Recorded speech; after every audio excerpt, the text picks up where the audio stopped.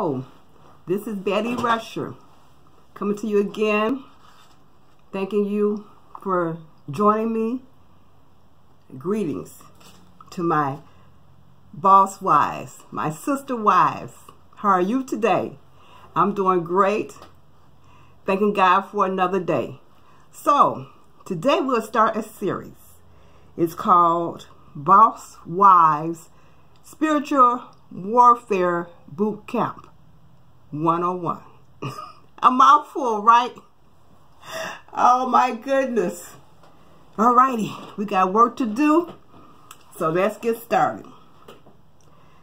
The first weapon we're going to talk about in this warfare. You know, there is a warfare waged against your marriage. Okay? I'm not talking about my marriage. I'm talking about your marriage. There's a war going on. The devil loves divorce. He hates marriage. Okay? God hates divorce and he loves marriage. He's the God of the family. So the enemy wars against our families. He uses divorce to get to families, to tear up families, to destroy families. He uses divorce to get to our children. Okay? That's who he's after. He's after your children. Okay? So, the first weapon that God has given us, he's given us many weapons, which we will go through as many as possible in the next days to come. The first one we want to talk about is your spiritual weapon of prayer. Prayer. So we're going to talk about your weapon of warfare, prayer. Okay? I have 3 questions I want to ask you. 1, out of the last 365 days, that's a year, how many days did you pray for your husband? How many days did you pray for your husband? Think about it. That you actually stopped to say, Lord, bless my husband. Not, God, strike him down. Not that kind of prayer. But a prayer where you're asking God to keep him, watch over him, help him. That kind of prayer.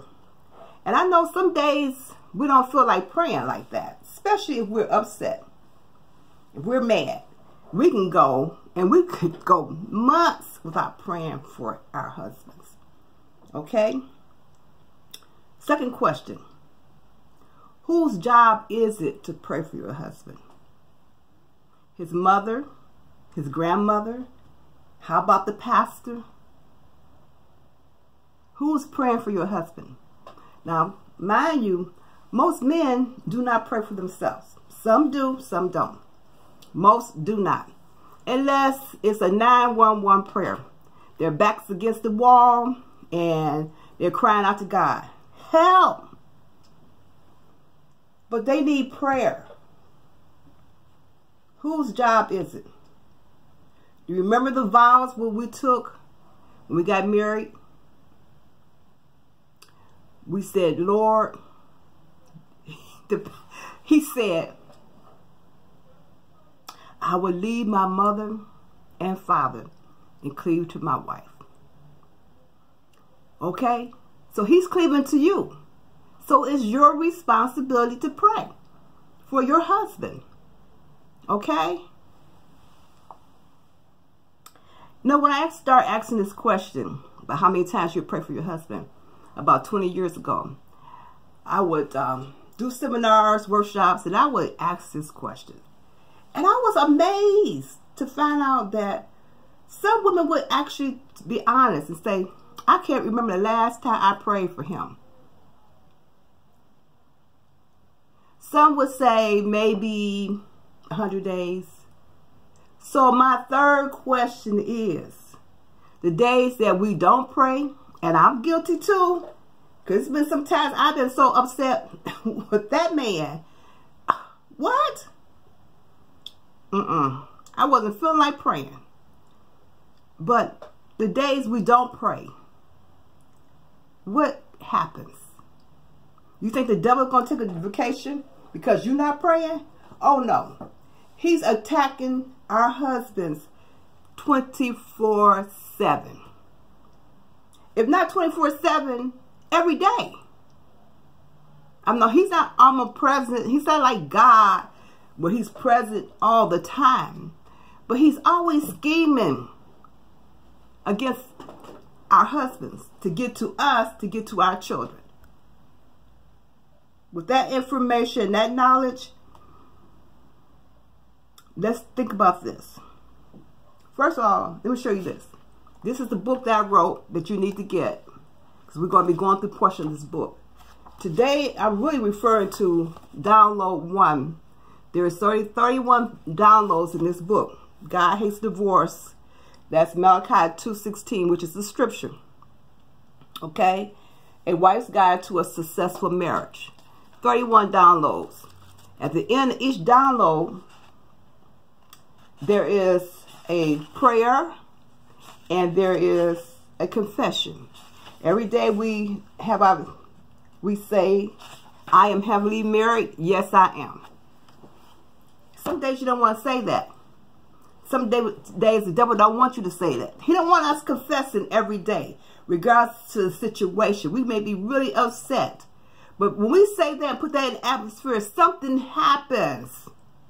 That's a weapon. Use your weapons, sisters. Fact. 3 facts, real quick. The devil is warned against your husband every day. Every day. He's not taking off for the weekends, every day. Number 2, your king desperately needs you to pray for him to win. He needs you to pray.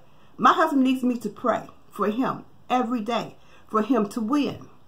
If your husband is losing, you call him a loser, guess what? It may be because you haven't been praying. Take responsibility. You're one. So when you talk about him, you're talking about yourself. Okay? Gotta pray. 3rd point I want to make. 3rd fact I want to make. And I want you to get this. Get this. Your prayers are powerful. No other woman could pray for him like you can. No other woman has the authority to pray for your husband but you. You have the anointing to pray and break the chains that hold your husband. To break the generational curses off of your husband. You have that power. God's given to you that power. It's time to use it. So we're going to stop here. Get the book. I'll be back with part 2 of this prayer. It's a lot. It has 5 parts to it. So tomorrow or whenever I post again real soon, we're going to talk about identifying the enemy. Because most times we think that the enemy is our husband. Wrong. Like this video. Share this video. Tell the other boss wives that we're doing something on this channel. And they need to hear it. Subscribe to the channel. Hit the bell so you're notified when I post again. Probably be next week. Okay? Have a wonderful weekend and God bless you. This is Betty Rusher.